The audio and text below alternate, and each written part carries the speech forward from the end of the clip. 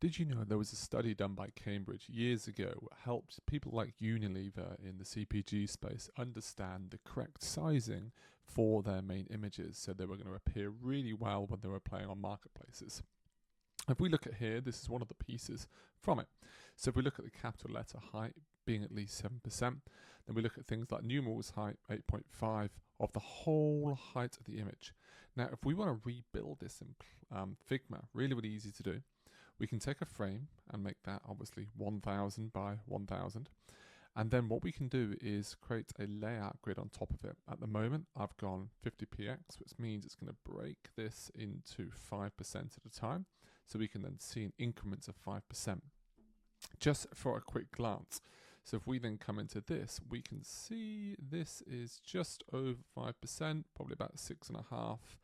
Then what I'm doing on top of that is I'm using a plugin called Show Percentage, where I can see this total size of this text as the frame here, as a percentage, 6.4, of the overall frame. So we need to get to, according to this, 7%. So we know we need to bump this up a little bit, right?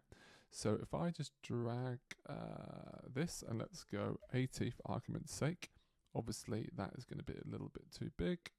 We can stretch it out.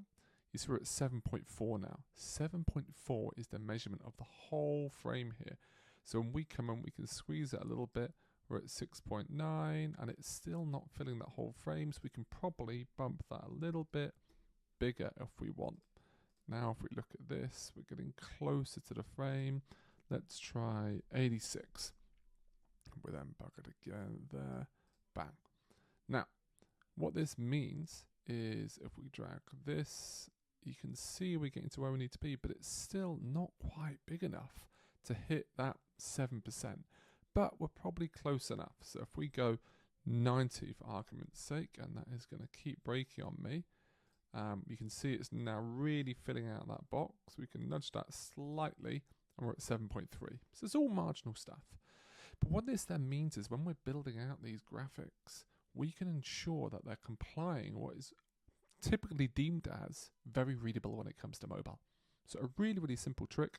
Same goes for this. This needs to sit at 8.5 according to this. We're currently sat at 8.4 with the pixels at 126. The good thing about using a percentage instead of using a font size is as we change fonts, let's go for something like this now. You can see that's jumped out. Oh, what's happened there? Jumped outside of the box. So let's just give that. Okay, it's being a little bit playful with me there. Bang, bang, bang. You can see all of a sudden it's dropped down to a different size. We've got a lot of space here, and that's not really playing ball with me, annoyingly. But the sizing is very different to where we were before. Okay, as we change fonts. So that is why we realistically want to be using.